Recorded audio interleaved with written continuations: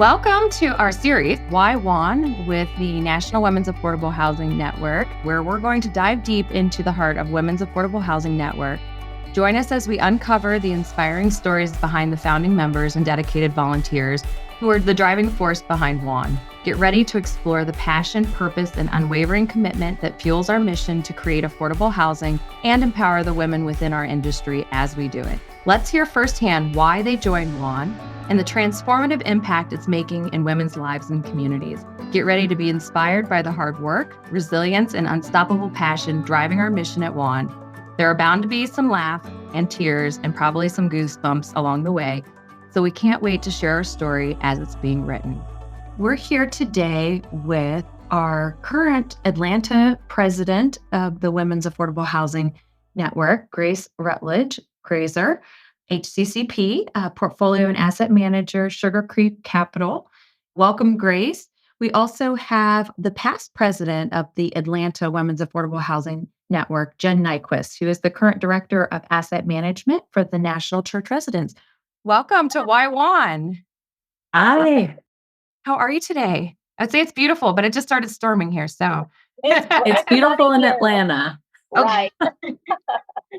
Well, that's the beauty. We're everywhere, right? So we're all over and we can still connect. Tell us just a couple of minutes about yourselves. What part of the industry? How'd you get involved? This is Grace Rutledge speaking. I first got involved in the affordable housing industry through an internship while I was in my graduate program. So I was studying city planning at Georgia Tech, and I started a summer internship with the Georgia Department of Community Affairs. We spent all summer scoring 9% LIHTC applications, and I really liked it. So when I finished up grad school, I started full-time at the Georgia Department of Community Affairs, working in affordable housing policy, and kind of moved over into portfolio management and compliance. And now I am with Sugar Creek Capital as an asset manager, and pretty much got started with WAN at the same time that I got started at the Department of Community Affairs. So it's been 5 years in the industry and with WAN. Awesome. Well, you're putting all kinds of tools in your tool belt and seeing it from all sides already. So Yes. Yeah. Well, welcome. Jen, tell us about yourself. Yeah, sure. Thank you so much for having us today. So I was first introduced to affordable housing when I was taking my real estate development classes at University of Maryland. We would read books about community development, and there was passages just talking about the Section 8 and the revitalization in Atlanta. And so I was very intrigued in it, and I made my way to Atlanta in 2009, and I found my first job at the Atlanta Housing Authority. So I was an executive assistant, but I was so excited because I was getting my foot in the door at an organization, and I knew that I would find my way to different departments to learn about the Housing Choice Voucher Program and asset management. So I was there for a couple of years working for the quasi-government agency. And to your point, Millie, I think that was kind of my first perspective, the first hat that I wore in affordable housing. It was always in asset management, but I wanted to see what others saw in this very complex industry. And so through that, I went to a lender and I started to be an asset manager there. So I was able to travel across the country looking at different assets, manufactured housing, student housing, affordable housing. So really gaining the perspective from the lender side. And fast forward, I've worked on the production origination side, as well as now working for a developer, owner, manager who services senior housing throughout the country. Just a small nonprofit, right? Just a small nonprofit, National Church Residency. It's a wonderful organization and true to its mission, and very happy that they're supportive of our involvement with the Women's Affordable Housing Network, not just here in Atlanta with the Atlanta chapter, but Ohio and just throughout the country. So that was very important for me as I was looking to move forward to another company to ensure that they understood what my values were and to see if there were a synergy. That is actually an amazing point that you just brought up, because if you're not supported, especially when you take on a role that like we're going to talk about here in a minute, there's a lot of time that goes into these roles. And that time typically can fall within work hours. I know that we try to schedule things as much as possible during lunches or very early or whatever, But ultimately, our companies are investing in WAN as well because of our time. And if your company's not aligned, like you said, then you'll get the memo. One way or another. So I think that's an amazing point. And I know National Church is a great supporter.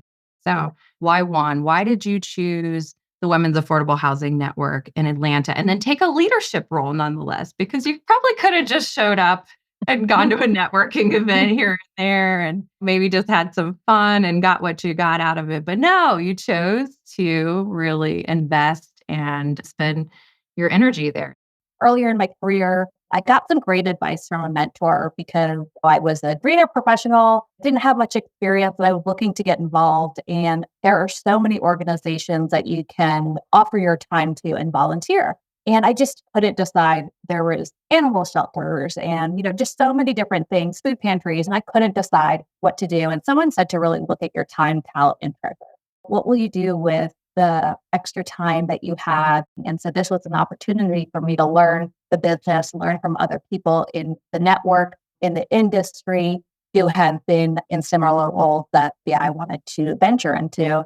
I was going to be spending my time. It matched into affordable housing because I'm passionate about it. And then I, from a personal experience, grew up in a single family household with a mother who had immigrated from the Philippines here. And learning about affordable housing to me was just really interesting because you could see how it could change the trajectory of a family. I know. And just for our listeners who maybe are following closely, but Juan, you guys go back 16 years. I know 15 was like a big deal last year, but you're on sweet 16 for Atlanta and being the original chapter. And like you said, that sort of legacy that was built there. And that was like what inspired me I met Ashley. I heard about what you guys were doing. I was like, oh my gosh, yeah, this is a no-brainer. But we're in like almost 35 states, you guys.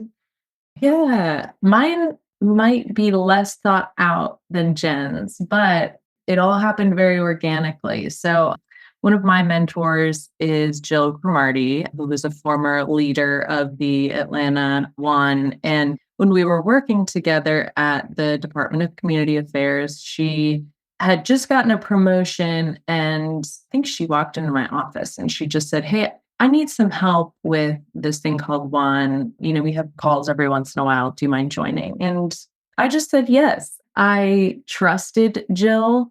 And I thought, if this is something she's involved with, it's got to be great. And why don't I give it a shot? I'm just helping out. And so I kind of started by joining board calls very informally.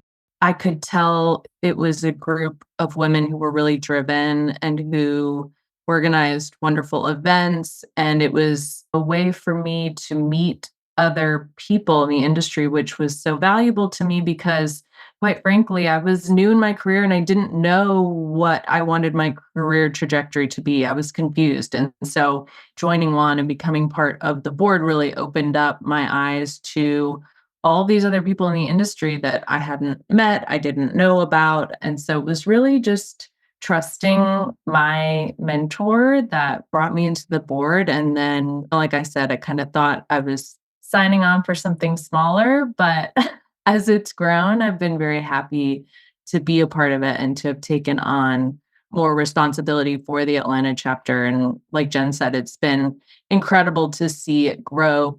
I'll have to tell a funny story, which I like to say Owan may have brought about the pandemic somewhat in a manifesting way. One of our first events, and this is funny because I don't think I've ever told you guys, one of our first events, we had like a craft night. We were going to make vision boards. And I kept this vision board for a couple of years. And then I finally just took a picture of it, because it was like, there was like 40 of us, Owan ladies, in a room, having a great time, getting our craft on, making vision boards. What did you think that we put on those vision boards? And this was right in the beginning of 2020.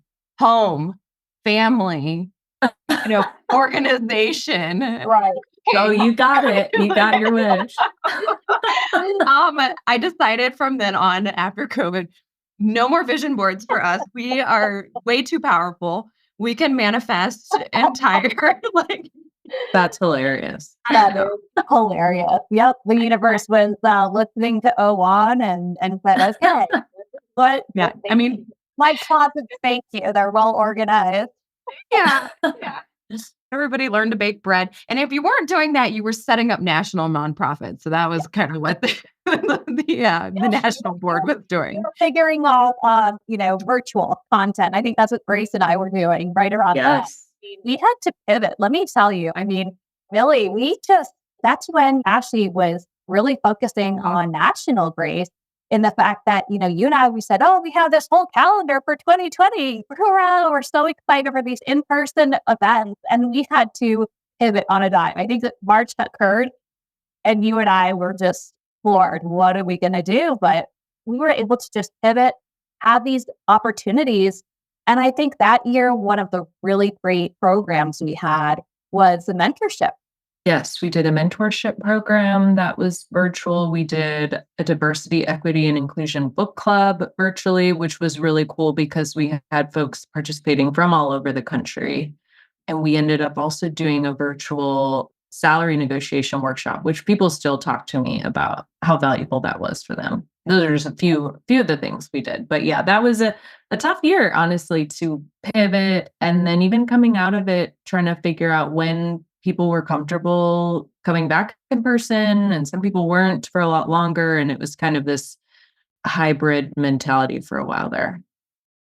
What ways do you believe WAN really is filling the gap or addressing a need within the community or the broader society? Because I don't think we'd be in 35 states in less than 3 years if there wasn't a need. So just curious what you guys thought. It seems obvious, but the fact that WAN is for women, that it's women focused, I think is filling a huge gap. I mean, we're in the broader real estate industry, which is still so male dominated, both I think in formal ways and informally. And so I think the fact that it's a group led by women, for women, and allies in itself fills a gap. And then the other gap that I see WAN filling is the fact that, at least in Atlanta, we really focus on providing different types of events so that we can reach anyone in our industry who's interested in one way or another. So we have our luncheons, which are really professional education oriented and are focused on affordable industry topics with really well regarded speakers. But then we also have happy hours that are purely social and offer a time for when people don't want to talk about work and they just want to get together with other people. And then we also offer more service-oriented events as well. And so I think the fact that people can join one and they know it doesn't really matter what they're feeling that month, there's going to be something that they'll be interested in, and they don't have to always be buttoned up and so professional, I guess. I love that. Yeah, I would agree with Grace and everything that she mentioned. I mean, it's really an amazing organization, very inviting. You have a seat at the table. And I think that's what it is. We're here to empower women and have people network and get to know each other. And it's really nice to see it come together. And honestly, when you go to a conference, any conference, it could be out of state, and you say, oh, I'm with WAN, or I'm interested in the organization, you're welcomed with open arms. It's been called a movement. We didn't say that. Somebody else said that, but it's now officially a movement. And what advice would you guys give to others who are passionate about social cause and considering starting their own organization or network? Like, how do you balance all of this? I just think that's something that we've been really looking at is learning from others, right? There's other organizations, other nonprofits, other businesses that they might have different missions, but the business practices, there's some out there that might be the best in class, right? So learning from others and asking the questions, just saying what's working for you, what's not, what do we want to stay clear from, and also finding those allies. I think you really want to make sure that you find a supportive group of whether it's communications or lawyers, people that are there to provide their talent to help your organization or your vision grow. From what I will see, and Gracie can add to this, please, is that you have to be willing to adapt. You can have this vision, you can have this thing on paper, a business plan, but you need to be able to pivot and adapt with what's happening around you and whether that's the traction, right? I think it takes time and practice and being willing to evolve with what's happening around you. it's hard. As you said, Millie, I mean, change is difficult for people, but knowing We only have to get like 4,000 women to agree. It's no big deal. And then we do it every day, and we do it with, like I know. no drama. I think I was talking about that on another. It's like amazing that the ability for us to disagree, but still get shit done. And figure out like, okay, we all disagreed, or we all agreed on this or that or whatever, but we ultimately find the solution, the common ground. But I think what happens is people are able to voice their opinions and their perspectives, right? I think that's the other thing, is that we have many different personalities in Atlanta. And I think the one great thing is that people will voice it and have disagreements, but overall, we're able to come out with some sort of decision for the better, for the bigger of the group. And I think that's the main part, is people are heard. Grace, what do you think? Well, one of the biggest pieces of advice that I think Jen and I learned was to ask other people to help. And if you're interested, just try it. Just get started, get involved. Like, you don't have to have all of the answers right away, but then also be willing to be flexible and ask other people to join you, because I think the times that were the most difficult in terms of trying to help lead one was when there were fewer of us and we weren't drawing on all of the expertise or enthusiasm that was out there. We just hadn't quite tapped into it yet. I mean, the worst that can happen is someone says, no, I don't have time for that. I can't help you. I mean, and if you don't ask, you might miss out on some really dynamic people that bring a totally different set of skills to the group. So I think that's my main piece of advice. We had to be real with each other and say, look, we can't do this unless we bring other talent in. And so that's where we really started to pivot and say, what do we need? What are the areas of expertise that we do not have? And that's when we brought in an accountant, a lawyer, programs, communications. I thought that was a really true testament to us evolving and helping to grow to where we are today, because now we have all these committees with great leaders, right? And yet we're still able to work together and lead the organization. But I really think that they have subcommittees now and volunteers. So to your point, Millie, we have active members, right? We have active members, not just people who, and some people will come and go, right, to luncheons and social events. Are there some skills that you probably picked up along the way, like leading? I mean, that's not easy. That is not always easy. I'll let you guys I'm assuming you've done something that you didn't do before, and now you're like, I know how to do that. Yeah.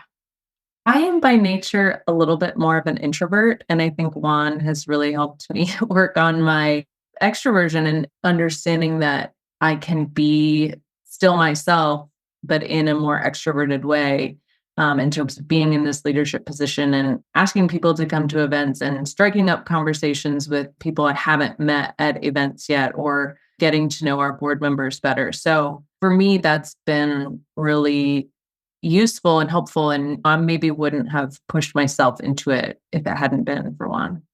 And speaking, right? I'm assuming that was like one of the big and immediate things was like, oh, I have to get up in front of 200 people in presentation, or now I'm doing podcasts. I mean, shit, it just, you never know. You never know what you're going to have to do when you're Juan. But yeah, that's great. Yeah, no, I would say for myself and Grace, I didn't know that you were an introvert, but I guess, you're up on the podium now. So I love it.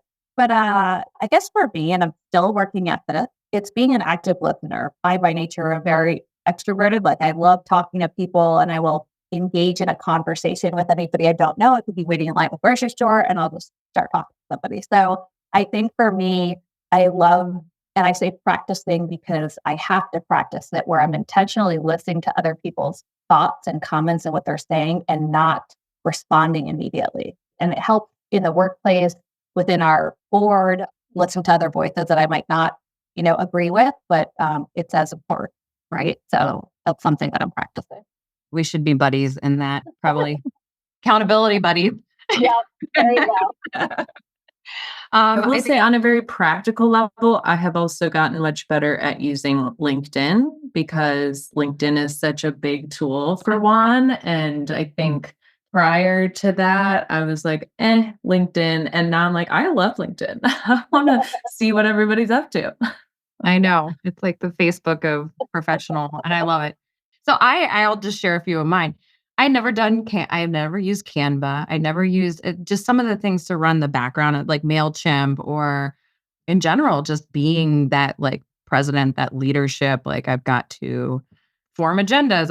I mean, there's just so much that goes into it. And you probably don't do all of that in your day job necessarily. So anybody that's listening is like, just wait, you will, you'll pick up all kinds of things that, and experiences. So I think that's great. Can you guys share any examples? And I know we always look to what Atlanta has done, and you guys are still so innovative, but any examples of innovative strategies, solutions that Atlanta has implemented, setting you guys apart from the traditional approaches in the sector?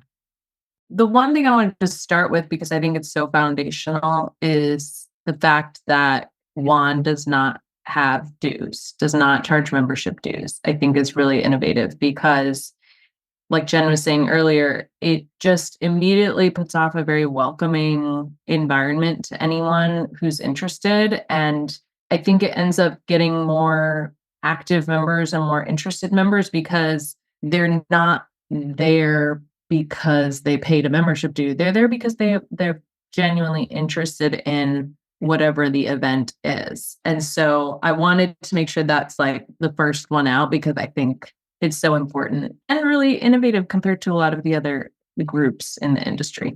Yeah, no, I 100% agree. In addition to that, I find that as we were growing and hosting these different events, we really were intentional about not only the location of where our events were, whether it's a local business, a local restaurant, a local brewery, but we also, if we were catering, we would also look to women-owned businesses.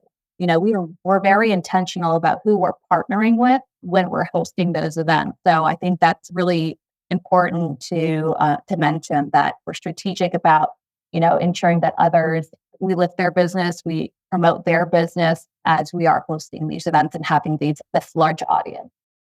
Do you guys have terms on your board? I mean, every chapter is sort of set up differently, and you have some succession in mind?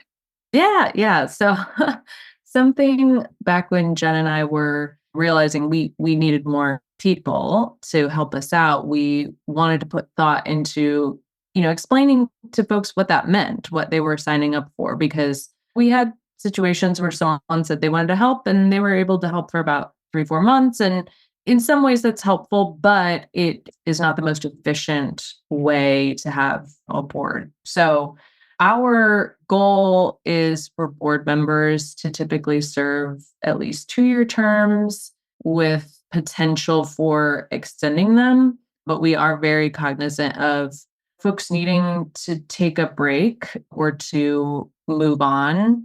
So I don't know, Jen, if you want to talk personally from your kind of trajectory with one. No, I mean, I think one of the things that we look for, and I will say Grace is the president now for that latest chapter. I have rolled off, but I think to your point, Millie, it's really talking about what does the leadership look like for the next couple of years. And so after some time and discussion, it was time for me to move to the past president role. So I'm still involved on the board, but in that capacity where I can provide another ear that they can bounce ideas off. And I have that knowledge, right? I have that institutional knowledge that I want to make sure I continue to help pass along. But I would say, to add to what Grace is saying, ensuring that, we looked at a model where we have succession planning as a guide, right? The 2 years, as she mentioned, really having someone to be in that leadership position and then having maybe a co-chair. So in each committee, having that co-chair. So that co-chair is going to be that second right-hand woman, for that one first year. And then their second year, they move up into that other position. So it's really important that we don't not only have these leaders, but active volunteers. And I really want to give a shout out to the volunteers that we have because on these committees, because it's not only it's the active volunteers that are members, the leaders and the board directors and the president and our advisory and everyone that does this, because it is a volunteer position, is what is putting this together. So it's really important that as we are hosting our event, that we talk about the various ways people can become involved to learn about it. And so that eventually we build this pipeline of individuals who want to become into these leadership roles, because they're not just going to come out of thin air, right? So making sure that we invest our time into the younger professionals, people that might be newer to the industry, so that they can learn and that we're naturally creating those relationships. So yeah, I mean, I think we do have these terms, but it's really the informal takeaways and relationships that are forming that is really helping. Yeah. I didn't even realize you guys kind of had the co-chair. Well, I knew at the presidential, whatever level, but OWAN was actually moving towards that as well. Because when you do have transition, it does help to have somebody that's kind of been there, knows, and so you can cycle. And you have to recognize that we're passionate, but you can fizzle out. Right. We can only do so much, Since we just had the Savannah conference, I just wanted to make sure that I kind of looped back to something you had mentioned, Melly, earlier, that what's something different I think that we're doing. And we recently had the conference, the Georgia Affordable Housing Coalition Conference in Savannah. It's an annual conference, and the Atlanta chapter is playing a big part of that conference now. We host a golf clinic. We have a tour of Savannah. We also have yoga. But one of the interesting parts is we also are involved with the agenda. So we help provide content for the agenda, whether it's a certain panel discussion on there, specifically of speakers that we've engaged and asked. But one of the most interesting things, I think that it's our second year, so if I'm wrong, Grace, correct me, but one of our sponsors has, together with us, they've created a scholarship. So we have a scholarship recipient who is maybe interested. They create this application and fill it out, and they go through an interview process, but they are invited. Whoever is awarded, they're invited to the Savannah conference, and they find it so rewarding. I think most people are timid at first and a little nervous, right, to go to a conference. They don't know anyone, but they have this free ticket, if you will. And we've created a scholarship buddy and agenda where we can invite someone who is newer in the career and industry to learn about affordable housing, right? What's the best way that you can learn about it? Well, going to a conference and meeting a whole bunch of people and going out to dinners and listening to I met her last year. She was awesome. Yeah, I'd love to hear a follow-up story of how, where she's at and how things are going, because it's awesome. Yeah. So last year was Avery, and then this year was Johanna. And to your point, we're really trying to make sure it's not just a one-time event, but engaging them. So I think Grace, Johanna will be involved in the next event. Yes, that is the goal. Schedules permitting. But yeah, I mean, I think especially as someone who did get engaged with WAN when I was very early in my career, it was such a game changer for me and was so helpful. And I think it's something that we should definitely keep doing, because it builds this larger network and really exposes folks to all the different paths they can take in their careers, which ultimately just strengthens the affordable housing industry as a whole, which I think is kind of an underlying goal of the organization. And helps them build their skills along the way too. Well, I know we're getting short on time, but I know that I am so glad to have met you both. So I just want to say thank you for all you do. Thank you so much. I appreciate it, Millie. All right. Well, with that, join us next time. We'll continue to interview our awesome leaders, founders, volunteers, board members, all of the people that comprise WAN across the country. And so we were lucky to have some of those original leaders here today to tell us their stories. So again, thanks for joining us for Why WAN.